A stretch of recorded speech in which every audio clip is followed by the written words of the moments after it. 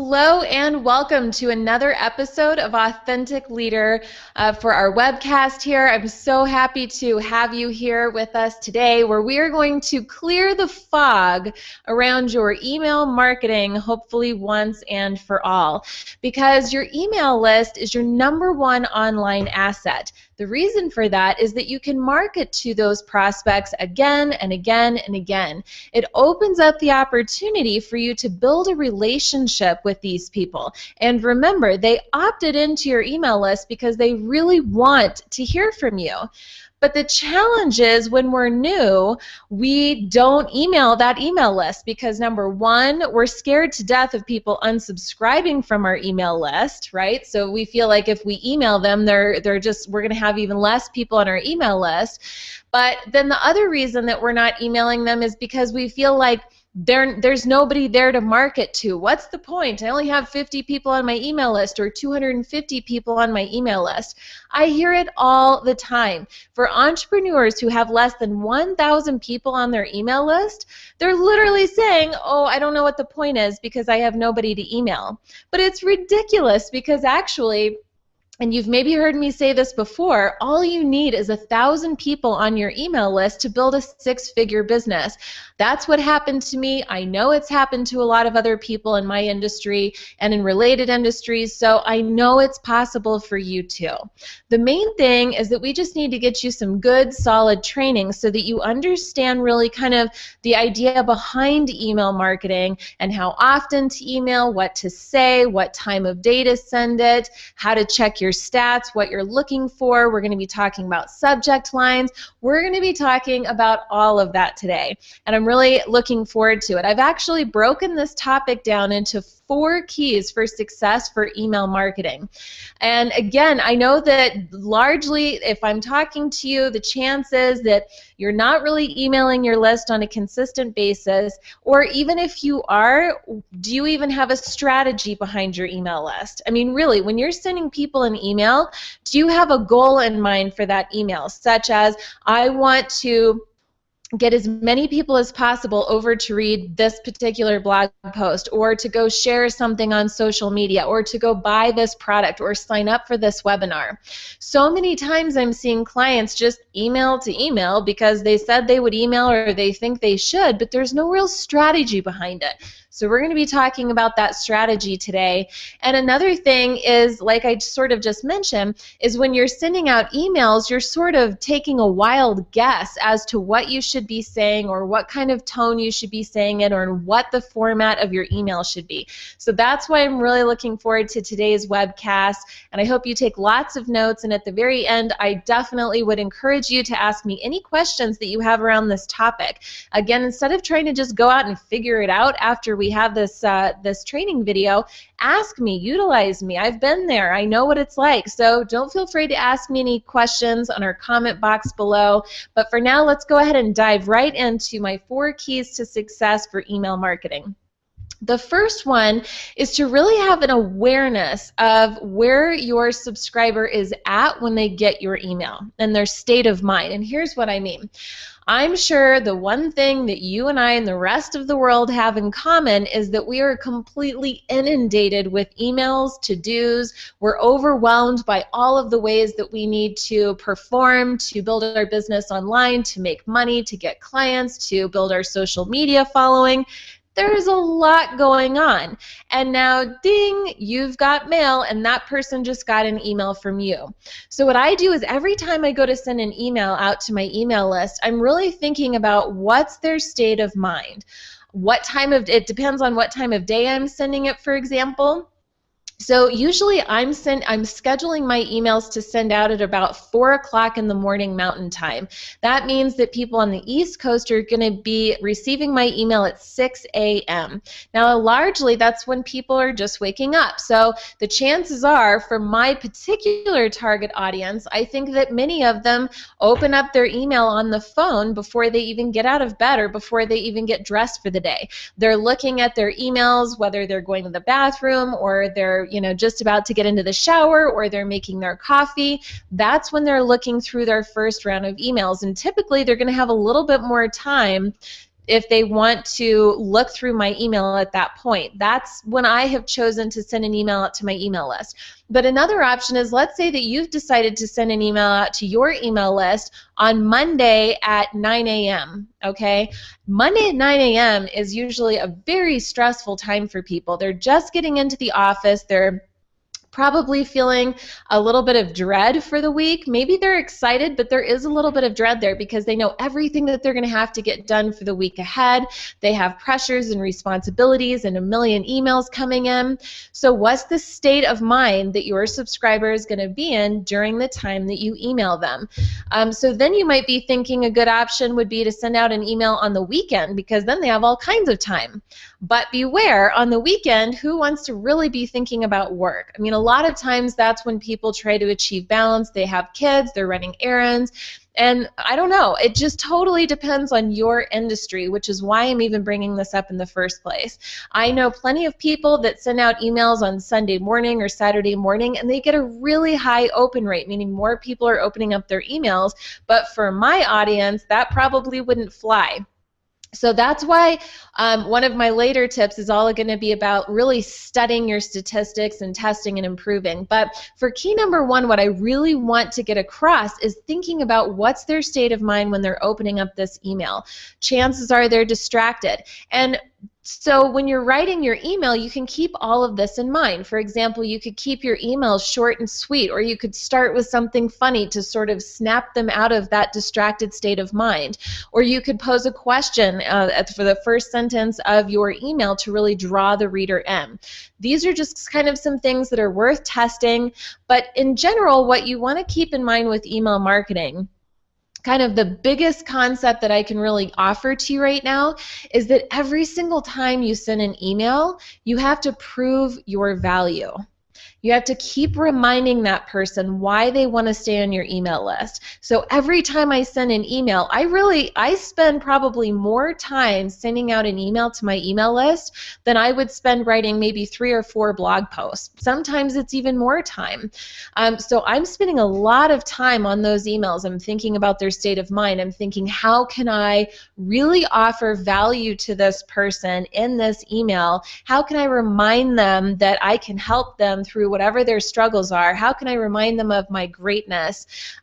Because they really want to hear from you until you stop adding value, until you just kind of stop entertaining them, because entertainment is part of it.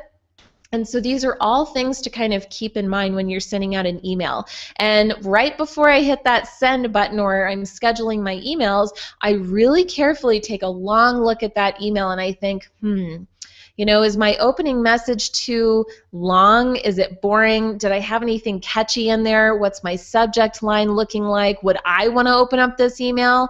Would I read all of this content? And I really largely let my intuition structure my email and make sure that it's really solid before I send it, because seriously, every time that I don't take the extra time to really tune in to what my customer's state of mind is like, I get a smaller open rate, more unsubscribes, and less people clicking on the links in my email. So really put yourself in the mind of the subscriber as you're writing your email and right before you send it.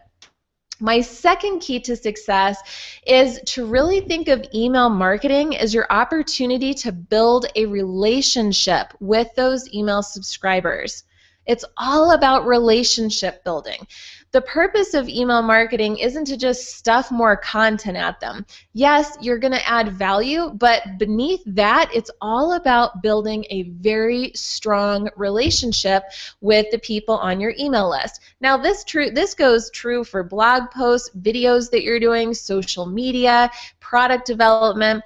Anytime you're pretty much doing anything in your online business, I want you to have the mindset that you're doing this activity to further build a strong relationship with your audience, whether it's an existing client or a prospect or a subscriber or somebody you just happen to run into at a networking event. It all comes down to building relationships, because People buy from those that they know, like, and trust. So when I'm looking at my email content, I'm thinking about what topics can I write about? What insights can I share? What keys to success can I add to really showcase my value and build that relationship, to get them to trust me more, to get them to like me more? So I think of somebody like Christine Kane. If you're not on her email list, I encourage you to. She's one of the few people that I'm subscribed to in terms of email marketing right now.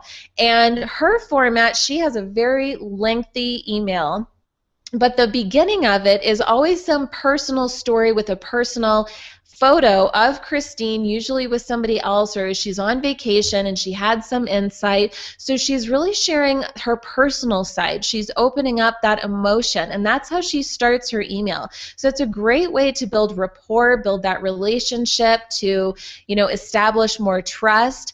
And then the next chunk in her email is usually a testimonial where she's gotten somebody awesome results. So that's proving her value. It's adding credibility. It's showing you that she has work, that she's getting results, so it's reminding you there again.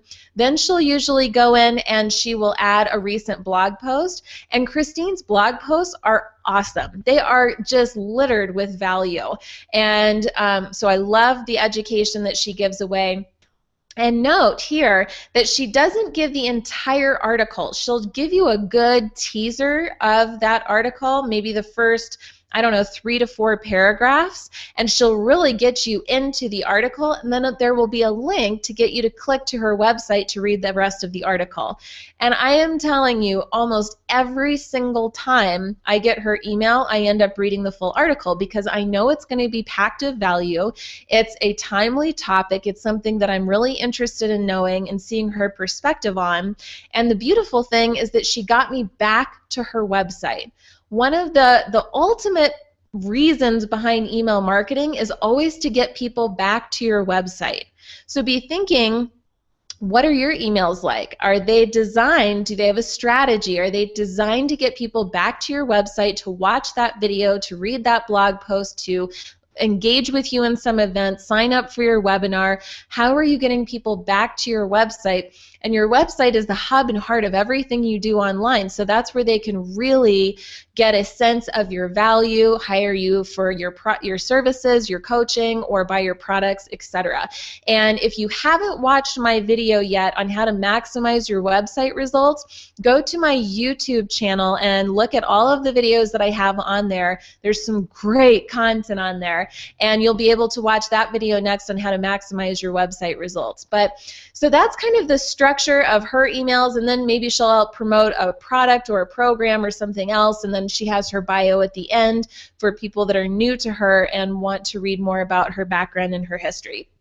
So that's Christine Kane's email, and I'll continue to give you examples of other people's emails as we move forward, but I just really want to get across that you want to build the relationship with people. There's another couple of ways that you can really build that relationship. One is to be really conversational. When you sit down to write your email copy, or your social media posts, or your blog posts, or a sales letter even, I always try to be really conversational.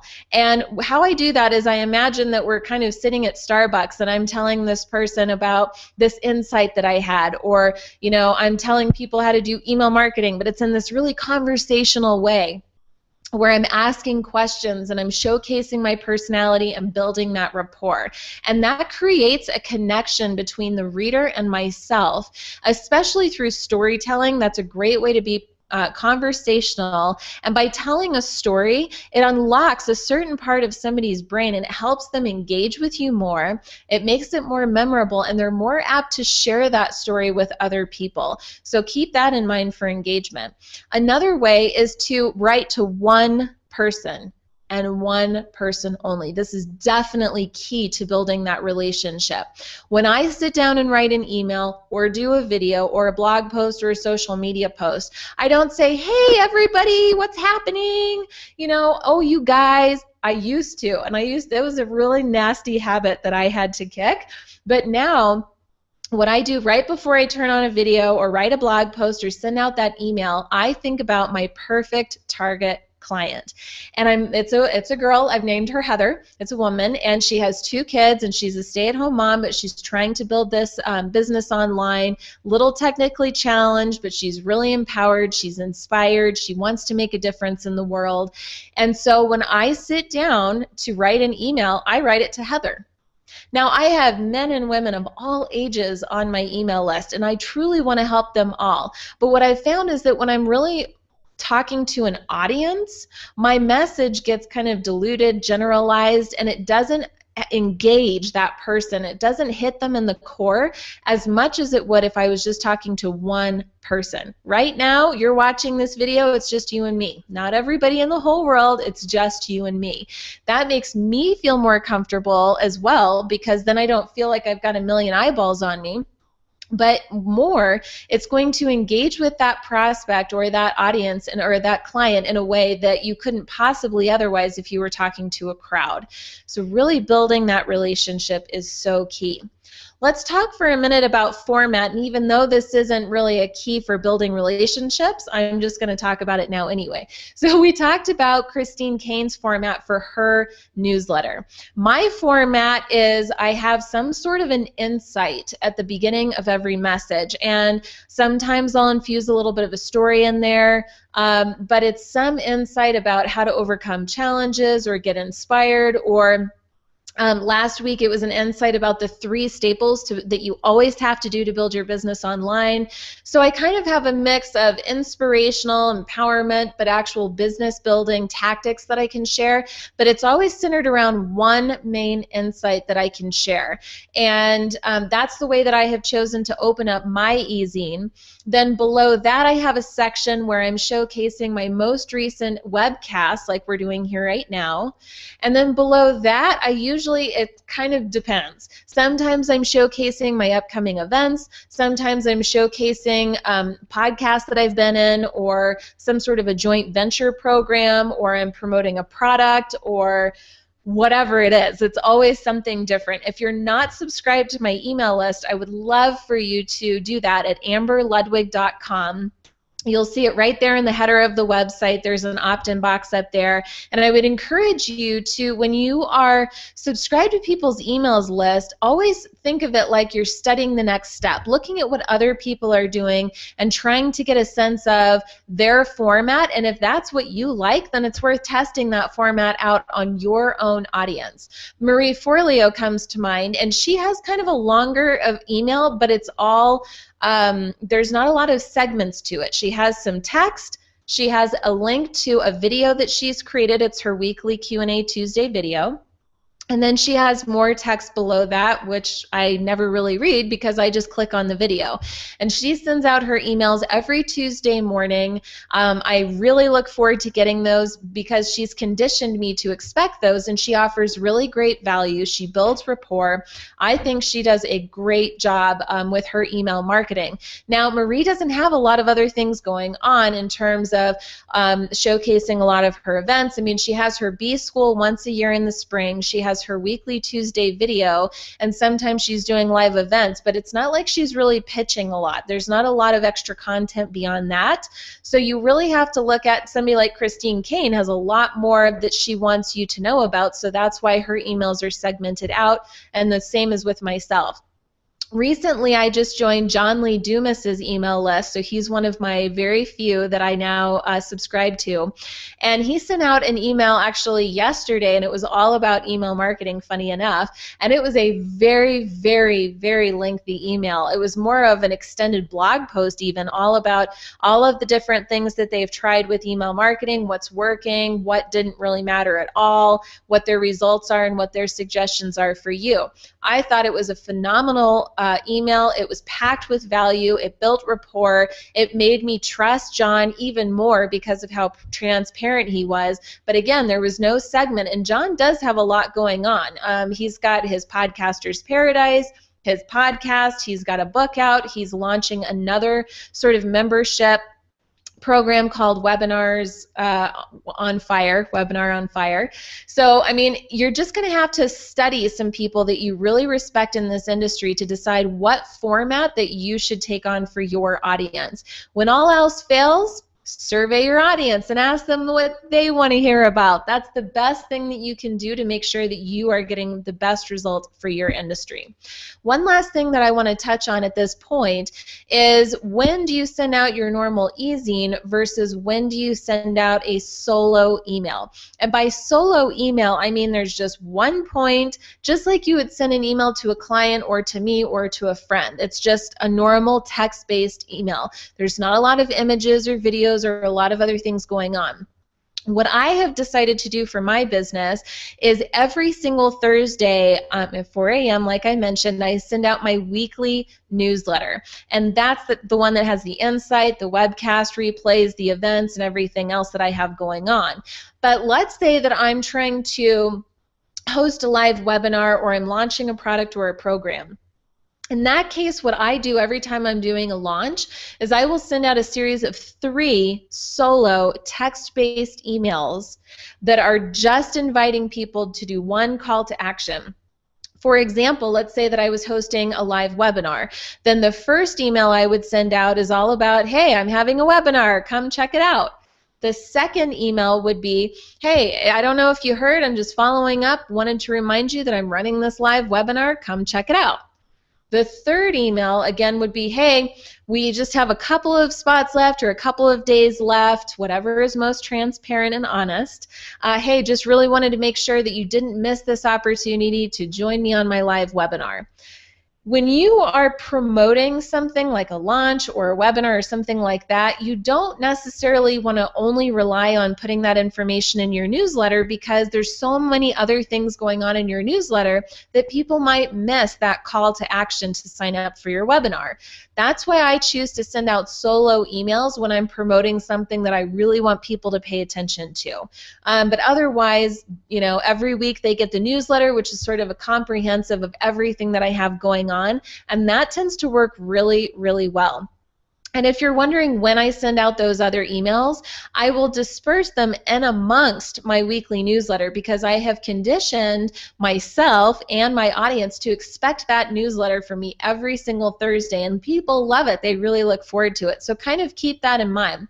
What I do is I actually have, as you probably have heard, my big jumbo Office Max calendar that I have hanging on the wall here. And what I do is I write out my email marketing calendar for that month. So every Thursday you see that I have my e-zine going out, but then if I'm in the middle of a product launch, then I might say Tuesday is webinar promo email number 1, and Wednesday or Friday is webinar promo number 2, and the following Tuesday is webinar promo email number 3. So if you're feeling like this is a little nuts and overwhelming, then just get a calendar and put it on there and brain dump, and then you don't have to think about it anymore. But those are some of the actual technical parts of sending out an email: is deciding on your format, making sure you're conversational, making sure that you are adding value to that person, you're remembering their mindset. And if you are ever at a place where you're not sure what to say or when to send out your emails, or if your people even like what the content is that you're sending out, just send them a survey and ask them, what would you like to hear more of from me? Do you think my emails are too long? What day of the week would you prefer me to send out an email to you? Would you prefer it in the morning, in the evening, weekends, during the weekday? Just ask them what they want and do that, and you'll get great, great results. My third key to success, and this is a big one, so put a star next to this one, it's to stay consistent. This is one of the biggest things that I'm seeing online entrepreneurs doing wrong online on all fronts, is they're not consistent. I ask people, how often are you sending out your newsletter? And I hear, oh, I try to do it once a month, but sometimes it'll be 2 or 3 months. Or I try to send it once a quarter, and sometimes it's only twice a year. I would say at a minimum, you should be emailing your email list once a month, at a minimum. Once you get used to that schedule, try to go bi-weekly. So every other week you're sending an email. And once you have a lot of content that you're pushing out there and you're at the level of your business where you really want to add even more value, then I would do a once-a-week email. I started doing once a month.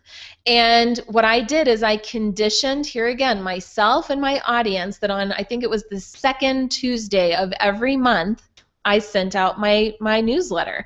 And man, it was packed full of all kinds of different things because a lot happens in your business in a month, right?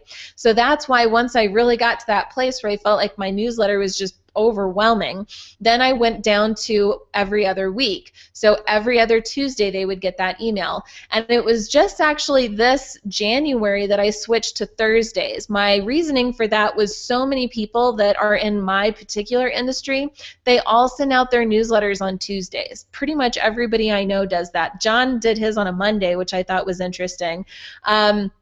Pretty much everybody else is on Tuesday. So my strategy was I'm going to try out Thursdays, hoping that people are a little less stressed than they are in the beginning of the week, and then hopefully my open rate will go up because I'm not having so much competition with everybody else. Again, you'll have to look at what's happening in your industry because there are other industries out there that are all sending them on Friday or Saturday, like I mentioned. So again, just kind of take your best stab there. But regardless of when you do it, please do yourself and do your audience a favor and just send it consistently. That's so important.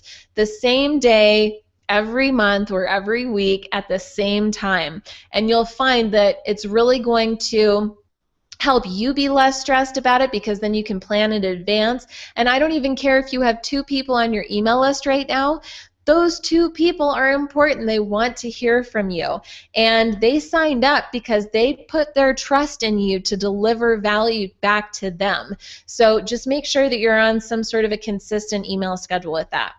My last key to success on email marketing for you is to view your statistics or your analytics because you want to keep testing what's working in your email marketing and what's not, and you want to use that data to keep improving. Now, I know that studying data can be a little dry of an exercise, and we would much rather just be creative, right?